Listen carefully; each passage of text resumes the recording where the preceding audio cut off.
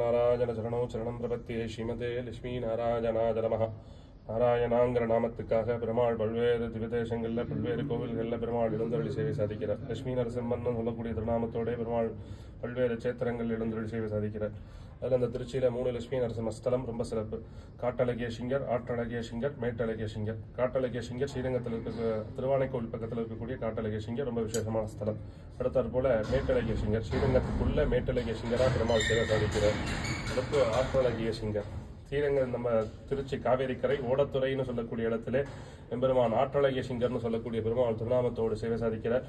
Trichy Chathiram bus stand அதுலேருந்து பக்கத்தில் அருகில் ஒரு அண்ணா சிலைன்னு சொல்லக்கூடிய இடம், அதை தாண்டி கீழே சிந்தாமணி ஓடத்துறைன்னு சொல்லக்கூடிய இடத்துல பெருமாள் ஆற்றழகிய சிங்கர்னு சொல்லக்கூடிய திருநாமத்தோடு எம்பெருமான் எழுந்தருளி சேவை சாதிக்கிறார்.